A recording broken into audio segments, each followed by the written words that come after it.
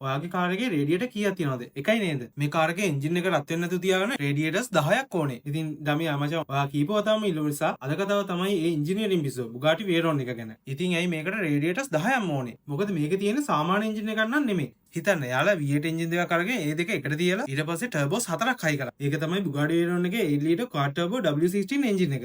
ඒක car engine එකක් නන් නෙමෙයි. ඒක පවර් ප්ලාන්ට් එකක්. හොස් පවර් 1000ක් විතර හදන මේ පවර් ප්ලාන්ට් එක හිතා ගන්න පිට තරම් තාපයක් පිට කරනවා. බුගාටි එකේ ඉංජිනේර්ස්ලා කියවා වේරෝන් එක ෆුල් පවර් එකකින් යද්දි ඒ එන්ජින් එකේ වින්ට් එකේදී සාමාන්‍ය ගෙවත් 10ක් දවසම රත් කරන්න පුළුවන් තරම් තාපයක් පිට එනවා කියලා. අන්න ඒ ගින්න නිවන්න තමයි රේඩියේටර්ස් 10ක්ම ඕන වෙන්නේ. වේරෝන් එකේ පිස්සුව එතනින් නවතින්නේ නැහැ. ඒකේ පැයට කිලෝමීටර් 400කට වඩා වැඩි ස්පීඩ් එකකට යන්න ඔයාට වෙනම টොප් ස්පීඩ් කී එකක් දාලා කායක টොප් ස්පීඩ් මෝඩ් එකට දාගන්න ඕනේ. ඒ කී එක දැම්මම කායක උසාඩු වෙලා ස්පොයිලර් එක වෙනස් වෙලා වාහනේ හයි ස්පීඩ් ඇටැක් එකකට ලෑස්ති වෙනවා. ඒක හරියට නිකන් ෆයිටර් ජෙට් එකක් සටනට ලෑස්ති වෙනවා වගේ. ඉතින් බුගාටි වේරෝන් එක කියන්නේ ලාභ ලබන්න හදපු වාහනයක් නන් නෙමෙයි. ඒක Volkswagen සමාගම ඉංජිනේරින් වලට කරන්න බැරි දෙයක් නැහැ කියලා ලෝකෙටම ඔප්පු කරන්න හදපු ටෙක්නෝලොජි එකේ උඩින්ම සීමා පනපු අදාහ ගන්න බැරි නිර්මාණයක්. ඉතින් ඔයාලට බුගාටි වේරෝන් එකක් තිබුණොත් ඒ টොප් ස්පීඩ් කී එක දාලා පැයට කිලෝමීටර් 400 පව ගන්න ඔයාලට ධෛර්යයක් තියෙනවා. කමෙන්ට් එකෙන් කියන්න. වාහන ලෝකේ මේ වගේ ඉංජිනේරින් පිස්සු ගැන තව දැනගන්න අපේ පේජ් එක ෆලෝ කරන්න.